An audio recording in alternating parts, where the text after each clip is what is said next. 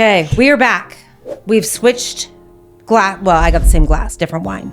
So we're onto the rosé now. And we have James Cahill with North Valley Wines. And I've known James for a while. And actually, I hadn't really even connected the dots, honestly, when I had reached out to you guys. I'm like, God, that name sounds familiar. Why do I know that name? And then I'm like, oh, I know why I know that name. And we had such a lovely conversation because we met a few years ago with the other project that you were working on.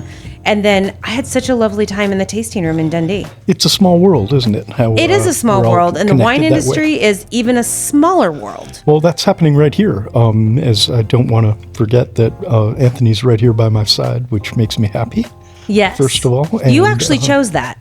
Yeah. When we were talking, yeah, I'm like, who would you like to be paired with? And he's like, oh, Anthony and I are buddies. That would be a great... It's the most honest response I could give you. Yeah. No, it was great. And I had not met Anthony. And it was on my... Which is crazy. Yeah, but I tell people I'm socially unsocial. So I look like I'm super social. And unless it's work related, I usually just am not around. Well, I think one of the things I didn't hear come up in the time you spent with Anthony was the contributions he's made to the community, which is extraordinary, to say the least. I think I would emphasize how... he went to the trouble to get a master's from Davis and has worked in other places and technically still the most curious person I know. I think he'll any topic, I think, when it comes to making production as complicated as it could possibly be, perhaps, but certainly strong intention. But the community contributions go largely unnoticed. You know, you don't notice when somebody's been on various boards and things like that, and organizing others, and really, really generous spirit, and happy to call him a friend. Yeah, you too, James. I think he's also very humble, and that's just probably not part of his forte for him to speak for himself and needs others to speak out. Oh, and this is just James deflecting. So now we're back to James. Now that he's blushing, it's time for your story. I'll just go because I was giggling listening to Anthony. It's like, God, I am so blue collar. It's your dad and background and all that. We had wine on the table occasionally. My dad, a World War II veteran, flew out of either North Africa or northern Italy or somewhere, dropping bombs on Italy, I think. He somehow found his way to Italy for a minute, and the only thing he knew about Italian culture was Chianti, right? So when we had fancy neighbors over to the house, I knew it was a big night because there'd be a bottle of Chianti, not a wicker basket necessarily, although that was usually on the mantelpiece, an old wicker basket bottle, but a bottle of Chianti to share with the fancy people. Is that how you know a bottle of Chianti is fancy if it has the wicker basket on it? I think it's just the opposite, actually. It's the cheap stuff is the wicker basket. Chianti is actually a brilliant wine. Let's not go there.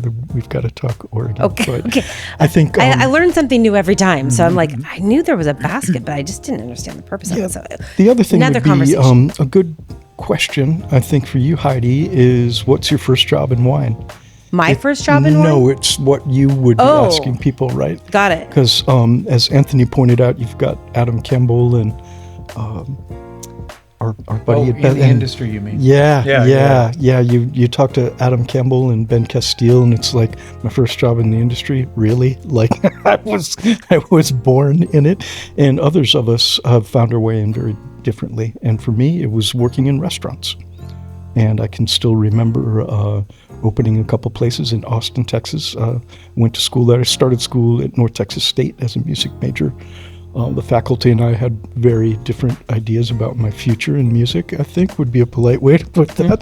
But mostly I went to Austin for a weekend, and I was like, I've been missing all the fun. This is like the greatest city in the world. I still wonder why we left, Anthony, but there are reasons for it. It was changing, too. Yeah, it had changed. But anyhow, working in restaurants and listening to enthusiastic wine people and in American wine culture. California wine this is the 80s, right? Late 80s going into 90s. So California wine is still exotic in big cities, right? In Boston or New York, California wine would be an exception rather than a norm.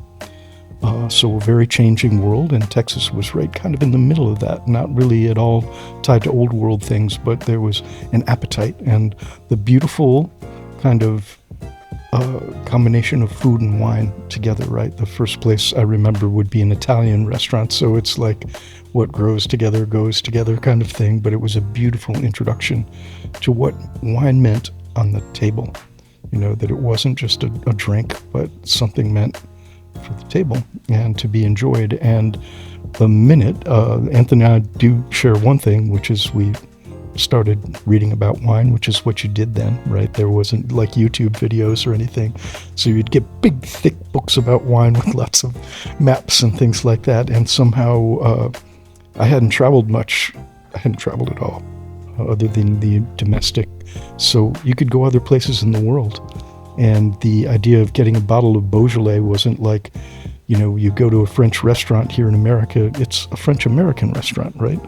If you're drinking a bottle of Beaujolais bottled in France, you're actually tasting France, you know, like you've got authenticity is the thing that comes to mind.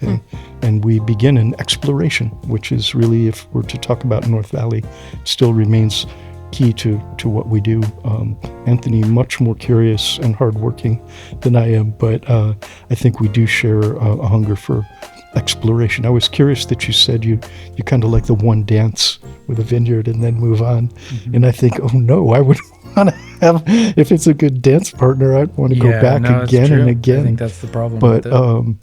But both things are part of the fun, and we change partners too. But anyhow, just got an affection for wine, worked in that nice wine shop that we had talked about. There was a little bit between here and there that was quite entertaining, actually, but ultimately I chose, I took a lower position at the Austin Wine Merchant in the interest of education, and that worked out really well for me, to be quite honest. I got to travel with French wine importers, one of them from Kermit Lynch, and then another one who's like Kermit Lynch, a guy named Bobby Ketcher. Bobby Ketcher at the time represented one American wine, and that was Beaufrère. And I had traveled with a guy who had worked a harvest at Beaufrère, and I tapped Bobby on the shoulder and said, is there any chance you could kind of hook me up with an inn at Beaufrère so I might be able to work a harvest there? And he was like, literally gave me a kiss on the forehead and said, I'll call Mike, and this could be good for you. It was a really slow kiss.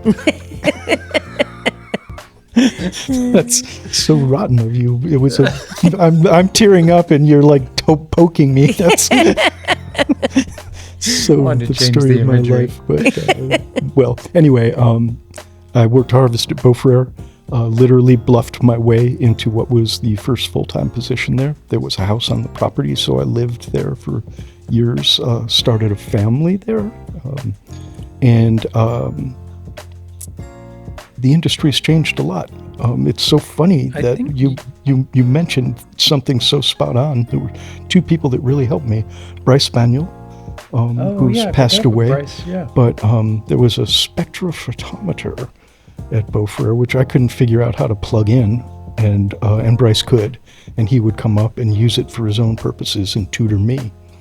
And then after that lesson was done, I would call Steve Dorner too. Oh, that's awesome. And I picture Steve like eating a bologna sandwich while I'm going, well, how much whole cluster goes in there? And what do you do about the temperatures and blah, blah, just totally patient.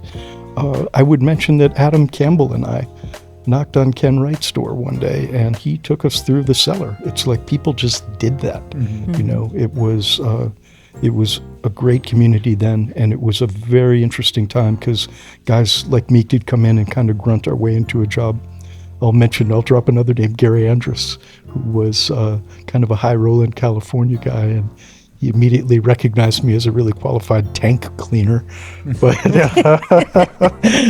I did manage to parlay that into something a little better. Worked with Adam and then Tony Soder for years, and now North Valley. You've got something to say. Did you correct me? Because the legend in Austin was that you came up here and that you were Robert Parker's driver. that you took him around the valley when he was doing reviews or something like that. No, so Bob never reviewed Oregon, but it was Pierre Ravani. There was some truth to that. Okay. And Pierre was there for a hot minute, and he had a big basso profundo voice and spoke French impeccably. And so there was a connection there. Yeah. Beaufrere was always very separate from the Advocate, but a really interesting thing happened, which is all the samples that are collected for the Advocate tasting would land at Beaufrere, because that's where Pierre had a big table and could do his tasting and carry on with his business. But the aftermath was the fun, that you got to see like every wine in Oregon, and well, you say it's good, but in 1997, it was a shit show. Mm-hmm. Let me tell you what, it wasn't all good. Anyhow, just moving forward, 2021, North Valley became independent, purchased by Jay Lee, who'd worked with Lynn Pennerash over the years and had 2 existing estate vineyards, which we're very proud of. We're farming those to organic standards right now. I'll say more about that. And North Valley will be focusing more and more. Anthony, you didn't mention that at Lemelson, there's a connection to the estate. Yeah, right? for sure. This place, and I was lucky to enjoy that at Beaufrere and El Cove for a hot minute, and then the Mineral Springs Vineyard was literally watched that from the ground up, and the connection to these places is really precious. That's the best part of it. That's the best part of winemaking. I think, and yet you still brag on your dancing with anybody that comes along. You'll do it again this year, won't you? That's how I am. You dog. Anyhow, North Valley is anchored by those estate vineyards, which is going to become more and more important, especially as the industry has changed so much. Basically, our velocity of sales, to put it politely, for the whole wine industry. It's not just Oregon or anything else, but it's a changing landscape that way. And that was one thing that I really enjoyed in your tasting room, which is in Dundee. So if you know where the Dundee Hotel is, there's like an entire lower level of tasting rooms, restaurant, blah, blah, blah. And North Valley is there. And what I immediately noticed, I'm kind of a map geek. I love maps. Like I could decorate my house with maps and drive everybody crazy. Thomas Guide, best thing ever. But you have this really amazing map of where not only like Willamette Valley is, with, the different areas, but like where all of your vineyards are that make North Valley. Well, thank you for grounding me, because that map is actually the northern Willamette Valley, which is key. The name isn't an accident. So many folks thought it was called North Valley because of North Valley Road, which we can't deny would have some influence on that. But it's really about this area that we know that is kind of the center of the universe in terms of Willamette Valley wine production. Sure, there's plenty of people in other regions and other parts of this region, central and southern Willamette Valley. But boy, there's there's a high level of gravity right here for premium producers. You can't deny it, right? There's a tall poppy in Dundee and in Ribbon Ridge and Yamhill, Carlton. It's like you'll immediately have a knee-jerk reaction to like, oh yeah, Yamhill, Carlton, Ken Wright, Dundee, Domaine Drouin, Ribbon Ridge, Beaufrere, Brickhouse, etc. But the places are what it's all about. And it is the northern Willamette Valley, and I do like maps too. Yes. And I think there's a big distinction, in kind of defining the Willamette Valley, because the Willamette Valley as a whole is a big region. Like when you define and say Willamette Valley, it's like north of Eugene and south of the Columbia River. And I don't know how far east and west it goes, but that's a big overall place. And when people refer to Oregon, they're like, oh, the Willamette Valley. I'm like, oh yeah, but then there's the Eula Hills and there's Dundee Hills and there's, Ribbon Ridge and all these other great sub-AVAs, which is they get attention, but they don't get attention as much as maybe they should. But I like the fact that you defined kind of where you're at. Yeah, I don't know that it's defined just yet, but this is a good topic to pull Anthony back into the conversation, I think, because a good word is nested AVAs, right? The AVAs within the AVA. A Parkerism, I think that a part of what makes a region attractive, part of the charm is the diversity of the places, right? And so we've been kind of, as the AVAs are defined, it's like, well, Dundee's Jory, Yamhill, Carlton's sedimentary, trying to put things in boxes. And I've been, waving that flag, with great enthusiasm for more than 10 years. And now I'm really questioning it. It really does come down to our sites and how diverse they are. One of the vineyards we farm is clearly, it's about a couple of miles maybe from erratic rock. And what I'm getting at is that tells you Missoula flood soils, right? They overlay really old basalts, some of the oldest basalts in the area, actually. But to say, is it volcanic or Missoula is really difficult. It's almost like there's defining lines. And I think you find that more often than you're not. You worked with Lazy River, which is a pocket of Jory soil in an ocean of sedimentary soil that is Yamhill Carlton. It's, Robert Britton, we've talked about him a couple times. He took us aside at one point, my husband and I, who's an excavator. So he works with dirt, right? Yeah. And he's been calling bullshit on this whole wines taste different in different dirt kind of thing. And so I called Robert because Robert's a rock guy. Oh, and I thought you were saying Robert was saying that. I thought that was a strange comment. Oh, no. Yeah, No, that's my husband who he calls bullshit on a lot of things and he's been proven wrong time and time again, unfortunately for him. But calling bullshit sounds like Robert. Yes, but no, Robert would do that too. But yeah. so will my husband.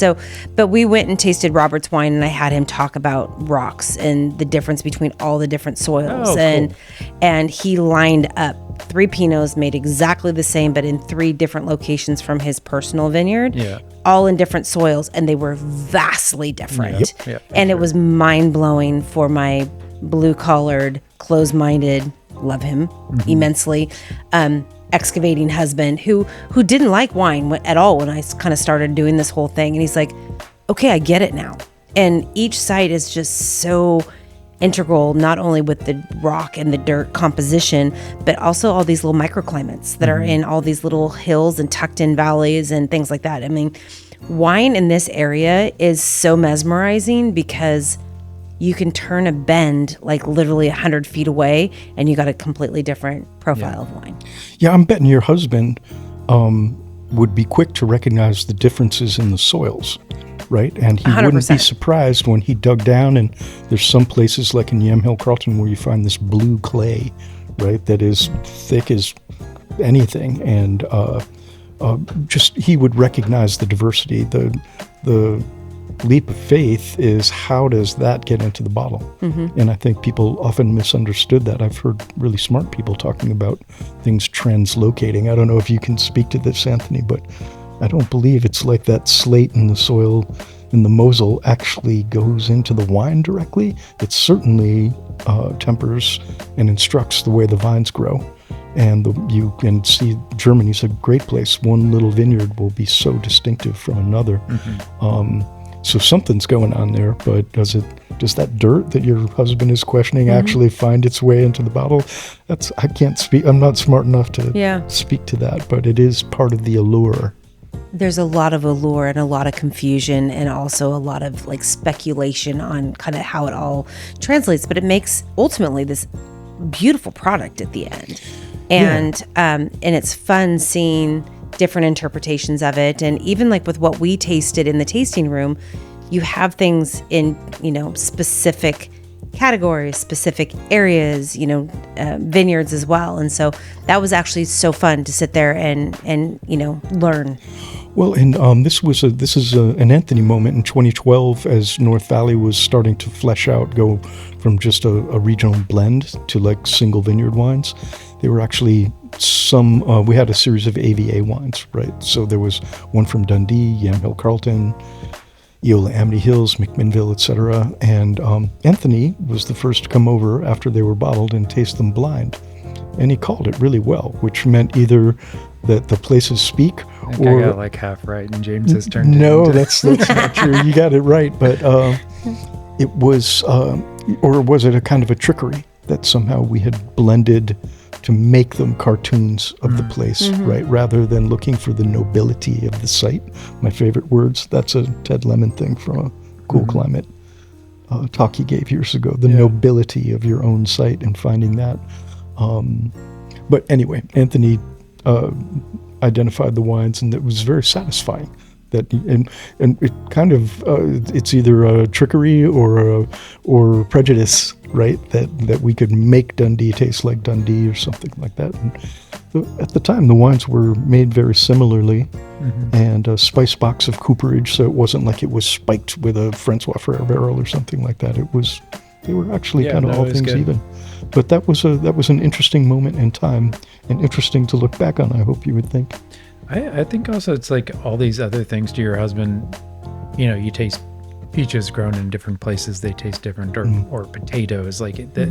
But I feel like when you ferment it, it takes those little nuances and it sort of magnifies them, because they're all precursors that are in there that are coming from the soil, and all of a sudden you can really see them. So like a Riesling out of Germany, it smells like strawberries, whereas the vineyard right next to it is lemon, and that's kind of amazing. But I think you see it in foods, it's just kind of to a little bit of a lesser extent.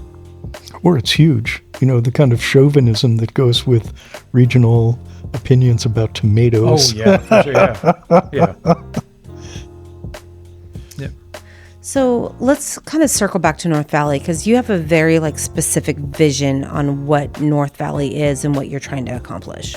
Yeah, I think it's emerging, and it's very easy to talk about the exploration, right? That it's always been a little bit about finding these places, finding these spots.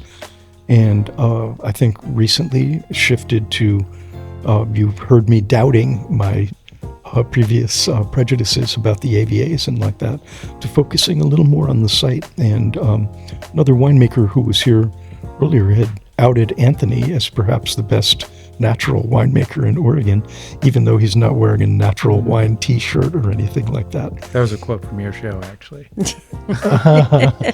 Well, there's something to that. I think I'm lucky enough to work with a French consultant, Francois Millet, on another project, and it's so fun to just listen to him.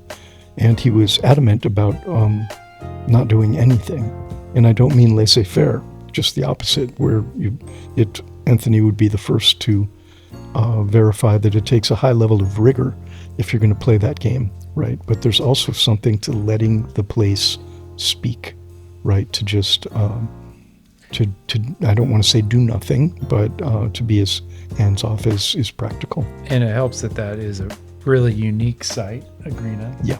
And it's a very good site, and the wines are killer. Really, one of your last year's wines was one of the best wines I've had in Oregon. Yeah, and forgive me, with all due respect to Francois, we changed the cooperage to it's very light. It's 20% new oak, so it's not like a big hammer coming in, just the opposite, trying to let the barrel be invisible, a little more time to let the wines resolve. We're really fortunate that the acidities at the estate are naturally high, so the wines are stable and stay fresh, even at 14, 16 months in barrel. So the site, I think we're both actually fairly excited about what Agrina's revealing. Yeah. So what wines are you making? What are kind of your focus as far as the driver is the North Valley Classic, and it's as easy as classic is just what the name implies. It should be like a benchmark for what's possible in the northern Willamette Valley in a given year. And it is blended, and it is the wine we make the most of, so it better be good, right? It's a modest tariff, so it's a perfect restaurant wine, and classic is kind of a driver that way, but it's made of things, right? And all those little components can be quite charming, and Anthony's taken part in this right from the start. Of all those little components can make for fascinating blending opportunities and things like that. So at the heart of it is a regional blend that's affordable, sustainably farmed, and just good, honest wine that most years has a high level of purity and not a lot of new oak, and it will reflect the vintage to some extent. And we do single vineyard bottlings from our estates and from select sites in the northern Willamette Valley. So regional blend, a reserve version of the regional blend, which is just the whim of the winemaker or winemakers involved. We haven't mentioned Mel, who part of our collaboration is a wonderful person at the studio that's made great contributions to the wines that are in front of us here, and taking great care of our wines. And Anthony's protege, I'm sure he wouldn't claim that as the right word, but we're all collaborating, let's say. We'll go back to that word. It's really fun. It's beautiful to watch Mel have a chance to make her own decisions. She's run the air traffic control tasks at the studio. That is keeping everybody on schedule and in place, and dealing with a lot of strong personalities. And to give her a chance to do, Anthony has empowered her as the studio winemaker.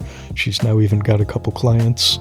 After 5 years at the studio, it seems silly to be writing work orders that she already knows what to do and to change them, right? That, again, true collaboration, I think, and delightful to watch other folks entering the stage. Yep. So I didn't ask. I mean, we could talk for hours because there's so much to talk about, but we are getting to the time where we probably need to wrap things up a little bit. But I never asked how people find wine at the studio and where to find it. Oh, just any of the wines? Or or online address. I know we got a dirt road and a stop sign, but that's about all we got. That's all we got. winemakerstudio.com. We're located just outside in the north side of Carlton. Tasting room is open 7 days a week. We pour North Valley in the tasting room. It's a really cool concept. If you go in and you're like, well, I came here to taste North Valley, we have a Coravin, and they'll Coravin something typically to try to, because there's enough visitors where we just rotate through. There's 14 different brands being poured right now. And so I think we have over 100 SKUs that we're selling. So you can go to the website. There's also some of them, Ridgecrest, North Valley, a few of the others, Aubain, have their own tasting rooms around the valley also. But I think in general, most of the people really like that there's a home. Like Ratio, no one would ever taste in the valley if it wasn't for that tasting room is there. So Okay. It's a great experience. I can't say loudly enough what a pleasure it is to recommend people go there, just because of the range of things that you can taste, and not just well curated, but the staff there is extraordinary. Yeah, Nick and Taya and Eleanor, they all know everything about all the wines, which it's funny because you make something and then you forget that it was something because you've moved on to your next vintages, because it is. And they're like, oh, no, this was 25% new oak sort of thing. And you look back, oh, yeah, it was 25% new oak. So they do a good job. Okay. And where's North Valley at? How do we find everything with there? Well, we're very lucky to have a good relationship with, I think it's a really good fit at like the kind of Zupans of the world and like that it's a bottle of wine you can, on a Friday night when you're having a nice dinner, pull the wine off the shelf in a place like that. And we're pretty active in about 20 wholesale markets, probably licensed in a few more. And I would brag about a glass pour placement at the Grove in Austin, a glass pour placement for La Biblioteca, the other project at Jeffrey's, a seminal restaurant in Austin. And you can find them out in the big world. And that's important for people to get a glimpse of Oregon. I don't think you can state that loudly enough, how important it is for us to have a presence in the market. And definitely more and more of a presence as time goes on, and Oregon Wine has done a good job with their marketing, and so more and more people know how special this place is, sometimes to a fault, because it kind of takes the hidden gemness of Oregon wine kind of away and brings it out into a bigger market, but it's too special to not share. Yeah, Oregon's earned it. And yes. I think that goes back to the first gen. And I remember mentioning, I think in Anthony's time, the before Sideways thing. There was an event with a distributor in New York, probably 2002 or 3, that was dedicated to domestic Pinot Noir. The distributor had just their Pinot Noir producers there, as if to wake up the world to all this. They did it once, because they didn't have to do it twice, if you know what I mean. Yes, Sideways came out, things like that, but the wines speak for themselves. And the first generation, I think, integrity, and we don't say this loudly enough, an eye on quality right? That first generation was not just making wine, they were making some of the best wines in the world. And not to give them that accolade so much as the intention, right? Which is what drives everything, was for quality and integrity. And that was the gift that they have passed on beautifully, I think.